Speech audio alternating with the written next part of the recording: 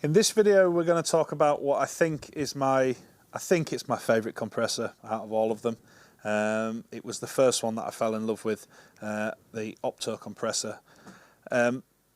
It's so flexible in what it can do, from really aggressive compression to being your kind of go-to variable compressor to it's on my mix bus. I use it on a lot of the output groups. It's really functional. I really genuinely love this thing. So the first place we're going to look at the Opto is on snare drum. I've got it on a snare drum group. I've got 3 mics on the snare drum. I like to use 2 mics on snare top, a dynamic and a condenser, and then we've got the snare bottom. We've been through in the 16T video, me kind of hammering the snare bottom with that compressor. With the snare top mics, I tend not to compress the channel. I like to leave the channel as open as possible, so when I send that to the reverbs, I get a nice dynamic moving reverb as well. I don't want to pin the channels and then have a really boring reverb, so I'm going to send my effects from the channels themselves and then put them into the subgroup and then treat everything as one. You know, we've got different mics on a snare drum to capture different elements underneath, on top, you know, different mics on top to kind of get different characteristics. But what we're trying to do is use those, you know, use multiple microphones to recreate that one drum sound. So, you know, it is still one instrument. So I like to put everything into a subgroup and then kind of glue them together. The Opto does this so well. Obviously for that, attack and release controls are really important. So just going over the controls quickly on this, again, we've got the parallel path, we've got the side chain as normal, we've got a threshold control, we've got a ratio again on this one, output gain. We can change what we're seeing in the meters here, again, switch between input and output, and then we've got a fixed gain reduction window as well, which is great. And then we've got attack and release controls on this. They're switched fast, medium and slow, but they're so different in what they do. It's so flexible. You really don't miss any kind of rotary there at all. They kind of, for me, they do everything I would want.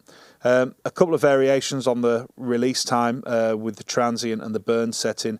These kind of really are to taste. They're more noticeable on the slower release times. It's kind of the transient's going to kind of give you almost a kind of second release time, and it's going to change the behaviour of how the compressor release works, if you like. That's kind of it's a very subtle control, and you know they'll be really obvious on some sources. Although even with this, saying that, I've got a fast recovery time because I don't want it to pin the drum. I still want the drum to be nice and lively. But I do feel like, especially the transient control in this, just does add that extra kind of little bit of fatness at the back end.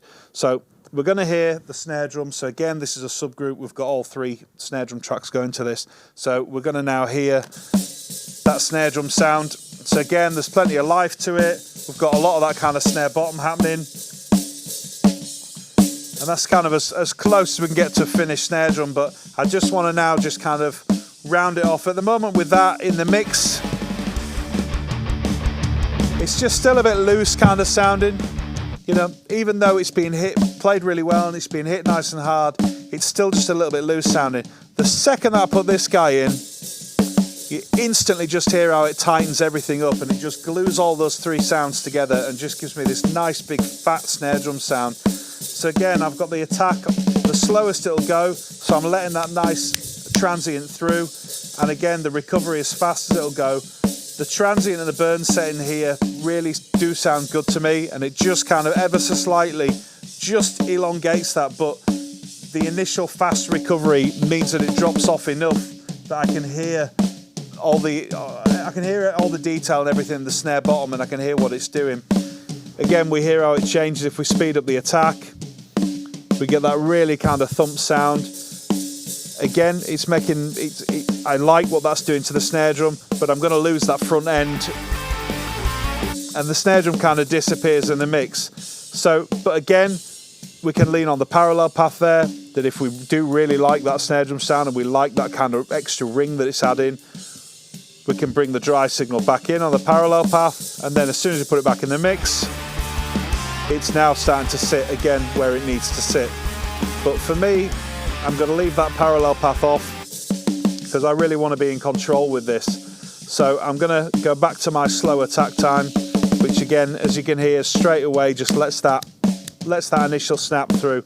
If we slow down the recovery time, it starts to get, medium works really nice, it starts to sound nice and fat, but for me, it's just not letting up as quick as I'd like it. So when he starts going into kind of fast stuff, it's going to hold the drumming compression and you're going to lose a bit of the intensity and the urgency in fills, like that snare drum roll. Then it just starts to, the cumulative effect of the compressions just starts to pull the end of the fill down.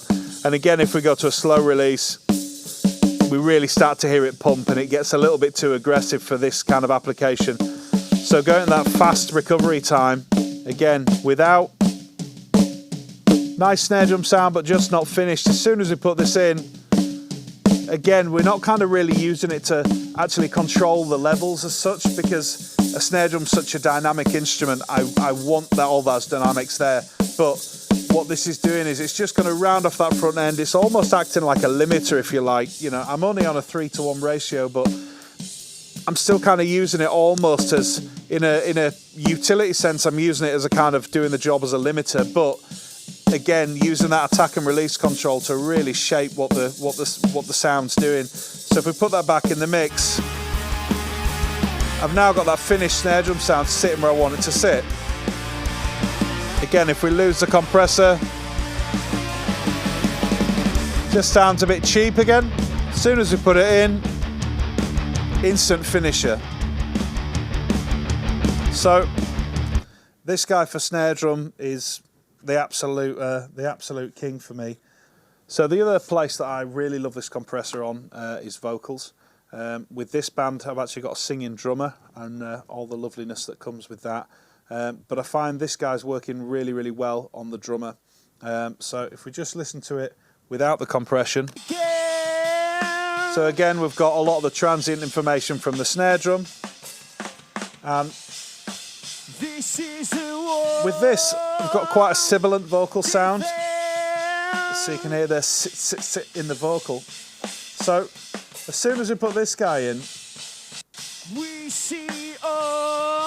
I've got it with a medium attack and a medium recovery. So what that's doing is it's not pumping with the snare drum, which you can hear is roughly the same level as the vocal. So it is starting to just pull that kind of, just pull it out, but again, it's not pumping the vocal. So with a fast attack time, you can hear it gets, it gets pretty nasty. So if we keep that medium attack, it's just starting to lose that front end of the snare drum, but not enough that it's crushing my vocal.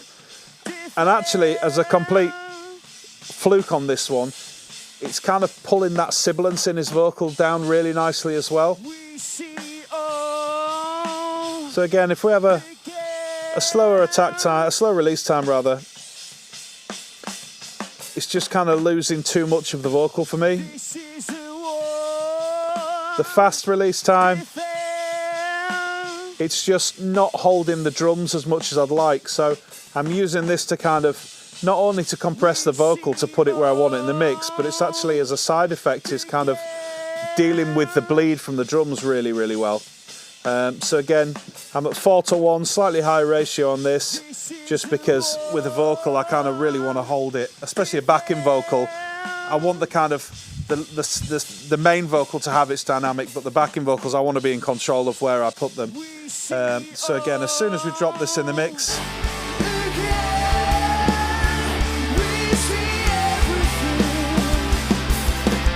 I can just bring him in underneath the lead vocal.